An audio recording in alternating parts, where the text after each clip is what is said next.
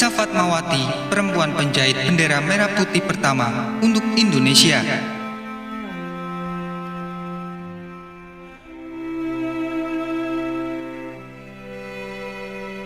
Kemerdekaan Republik Indonesia tidak lepas dari peran seorang perempuan bernama Fatmawati. Ia adalah istri ketiga dari Presiden Soekarno yang menjahit bendera merah putih dengan mesin jahit tangan di ruang tamu rumahnya. Kala itu, Soekarno bersama tokoh lain sedang mempersiapkan perlengkapan yang akan digunakan untuk momen pembacaan naskah teks proklamasi. Fatmawati yang berada di dalam rumah tak sengaja mendengar bahwa bendera Indonesia belum tersedia. Ia pun kemudian memutuskan untuk menjahit bendera Indonesia. Dengan bantuan Khairul Basri, seorang pemuda asal Bukit Tinggi, Sumatera Barat, Fatmawati meminta kain merah dan putih kepada Shimizu, pimpinan barisan propaganda Jepang Gerakan 3A. Shimizu yang sudah menjadi teman baik Fatmawati pun kemudian menghubungi rekannya untuk mendapatkan kain merah dan putih. Setelah itu, Shimizu sendiri yang menyerahkan 2 blok kain berwarna merah dan putih kepada Fatmawati yang kemudian dijahit saat itu juga di ruang makan. Menggunakan mesin jahit sederhana, Fatmawati yang saat itu ada dalam kondisi hamil berusaha untuk menyelesaikan bendera tersebut dengan tepat waktu. Bendera merah putih berukuran 2x3 meter itu kemudian dikibarkan setelah pembacaan naskah proklamasi pada 17 Agustus 1945 di Rumah Soekarno di Jalan Pegangsaan Timur nomor 56 Jakarta. Bendera tersebut selalu dikibarkan setiap 17 Agustus hingga kondisinya menjadi rapuh dan harus disimpan menjadi benda pusaka negara. Sebelum menikah dengan Soekarno dan menjadi ibu negara pertama di Indonesia, Fatmawati merupakan anak perempuan dari pasangan asal Bengkulu, Hasanuddin dan Khadijah. Lahir pada 5 Februari 1923, Fatmawati kecil biasa dipanggil dengan nama Ma, bukan Fat seperti kebanyakan orang mengenalnya saat ia sudah dewasa. Menurut buku Ibu Indonesia dalam kenangan karya Nurinwa, I.S. Hendrowinoto dan kawan-kawan pada tahun 2004, Fatmawati kecil disekolahkan kedua orang tuanya di sekolah rakyat. Namun pada 1930 ia dipindahkan ke sekolah berbahasa Belanda atau HIS. Tak berhenti di situ, saat kelas 3 ayahnya kembali memindahkan Fatmawati ke sekolah HIS Muhammadiyah.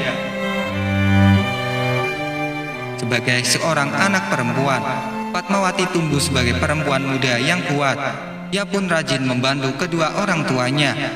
Tak lama setelah pindah sekolah, orang tua Fatmawati mengalami kesulitan ekonomi. Ia pun terpaksa harus membantu kedua orang tuanya untuk menjajakan kacang bawang buatan ibunya. Hingga suatu ketika, keluarga Hasanuddin memutuskan untuk pindah dan mengadu nasib di Palembang dengan membuka usaha percetakan. Fatmawati dan keluarganya kemudian menetap di Palembang hingga ia akhirnya bertemu dengan Soekarno. Menurut buku Ibu Indonesia dalam kenangan karya Nurinwa, I.S. Hendrowinoto dan kawan-kawan, pada tahun 2004, saat masih berusia 4 tahun, seorang ahli nujum terkenal dari India membacakan surat tantangan dari Hasanuddin. Ahli tersebut mengatakan bahwa kelak anak perempuannya akan mendapat pasangan seseorang yang memiliki kedudukan tertinggi di Indonesia. Meski tidak begitu saja mempercayai ucapan ahli nujum, ternyata hidup mempertemukan Fatmawati dengan Insinyur Soekarno, sosok pria yang kemudian menjadi presiden pertama Indonesia, seseorang dengan kedudukan tertinggi di negeri ini kala itu. Pertemuan antara Fatmawati dan Soekarno terjadi berkat ayahnya. Kala itu, Fatmawati kecil diajak oleh ayahnya untuk bertemu dengan tokoh penting negara yang sedang diasingkan di Bengkulu. Ia adalah Insinyur Soekarno. Kabarnya kesan pertama Fatmawati terhadap Soekarno adalah ia tidak sombong, matanya berbinar, berbadan tegap, dan tawanya lebar. Keluarga Fatmawati dan Soekarno kemudian menjalin hubungan baik sebab mereka memiliki visi yang sama, yaitu memajukan dan mengubah kehidupan bangsa. Karena kedekatan itu, Fatmawati kemudian mendapat bantuan Soekarno agar bisa melanjutkan sekolah di RK Fak School.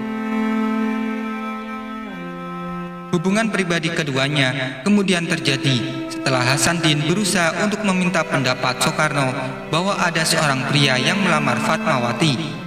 Mendengar hal tersebut, Soekarno kemudian mengeluarkan isi hati bahwa ia sudah jatuh hati dengan Fatmawati. Kabarnya, Soekarno jatuh cinta pada pandangan pertama, namun tidak diungkapkan karena kala itu Fatmawati masih terlalu muda. Tak langsung menerima, Fatmawati menyampaikan keresahannya karena Soekarno kala itu masih dalam status menikah dengan Inggit Garnasi, istri kedua Soekarno. Namun tak lama setelah itu, terdengar kabar bahwa hubungan Inggit dan Soekarno telah berakhir. Meski begitu, kisah cinta keduanya tak langsung berjalan mulus karena mereka sempat terpisah karena ada peralihan kekuasaan dari penjajah Belanda ke tentara Jepang. Di tengah kondisi krisis tersebut, Soekarno tetap berusaha memberi kabar pada Fatmawati dan keluarga, serta merencanakan pernikahan mereka. Akhirnya pada Juli 1942, Fatmawati resmi menikah dengan Soekarno. Kala itu, ia masih berusia sekitar 20 tahunan. Ia pun kemudian ikut dengan Soekarno untuk pindah ke Jakarta.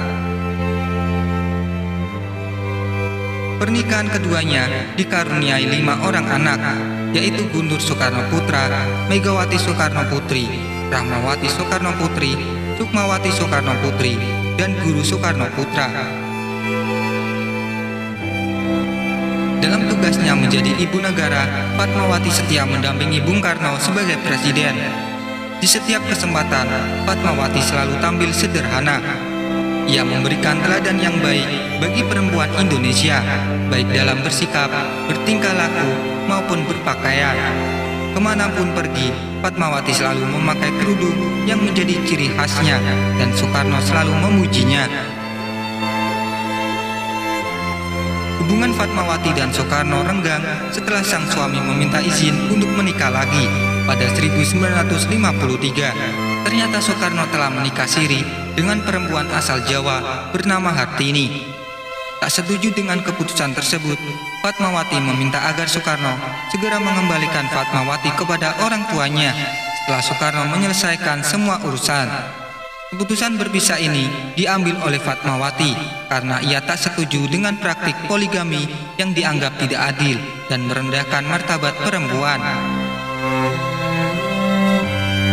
Fatmawati sendiri meninggal dunia pada tanggal 14 Mei 1980 setelah ia menunaikan ibadah umroh karena terkena serangan penyakit jantung ketika pesawat singgah di Kuala Lumpur dalam penerbangan menuju Jakarta dari Mekah.